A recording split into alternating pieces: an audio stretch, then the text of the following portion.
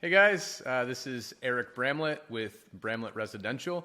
Hope everyone is having an amazing week. I hope everyone is geared up for South by Southwest next week. I know the weather's been amazing. I've been getting outside a lot. I hope you are getting outside a lot as well because, man, we deserve it after this winter. So today we're going to discuss the February 2023 market statistics. And these stats, they don't look amazing. They don't look terrible. They're somewhere in the middle, which is about the best we could hope for right now, I think. So let's go ahead and let's dig right in. So the total sales, they declined by 23.8%. We can kind of predict that based on what the under contract and pending units looked like the month before. Good news in the market is that under contract and pending units only declined by 9.6% in the month of February. That's year over year. And we'll talk about that more in just a minute and what it means.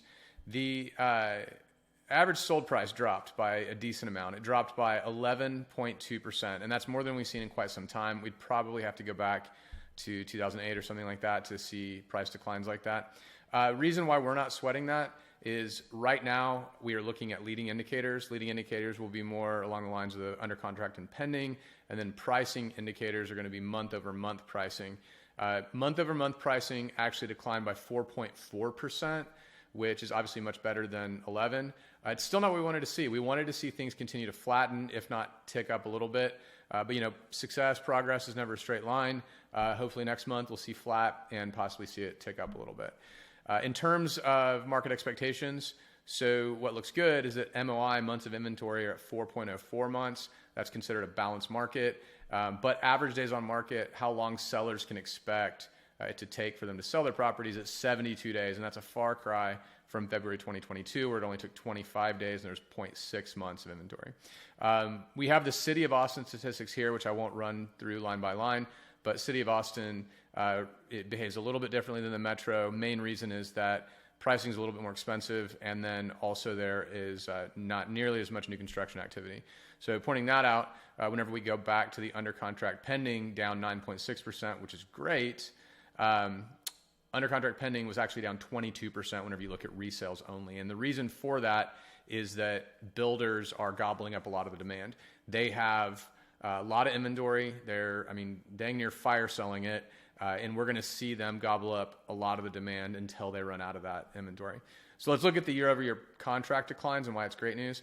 So if we go all the way back to April 2022, it was an 11% decline versus the previous year. And then you can see it got real bad. It got gradually bad. It got real bad in October, November when we were around 40%.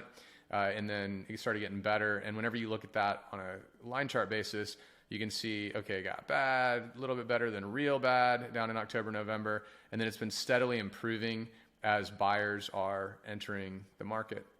So pricing. Pricing peaked in May of 2022, and then it's been kind of a straight line decline. Flatlined in, call it December, January, and then we ticked down a little bit this month. We do think that we're bottoming right now, but we went to a Mark Sprague event the other day, and he reminded everyone why 12-month pricing doesn't really matter in real estate. And the reason for that is that no one buys real estate and sells it a year later. So we were curious and went to old Google and Googled how long is the length of home ownership, and I actually went so far as to say in Austin, and we found a NAR study from 2018 where they said that homeowners in Austin own a home for 8 years on average, which is surprising to me because the conventional wisdom has always been like, hey, you want to live in your house for 3 to 5 years. That's how long people live and stay in their house. Homeowners in Austin actually are lower than the norm, and that makes a lot of sense because people in Austin are generally a little more transient. That's due to the tech industry and whatnot, maybe due to the universities. So in the nation, it's usually around 12 years. In the city of Austin, people own their homes for around 8 years. So what does that look like if you go back 8 years and go to today? And you can see that in February of 2016, it's hard to believe, but the average price in Austin Metro is $321,000.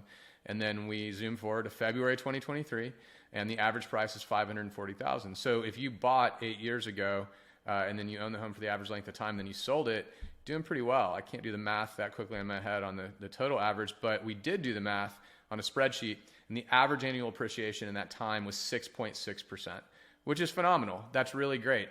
And this graph does a really excellent job of explaining why it makes sense to buy a home as long as you're going to be there. So what we always say in the industry is, hey, look, you don't want to buy a house unless you know for sure you'll be in there for at least 3 years.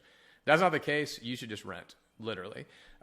You want to think that you're going to be there for at least 5. That's when it really starts making sense. And then by the numbers, most people are there for around 8 years.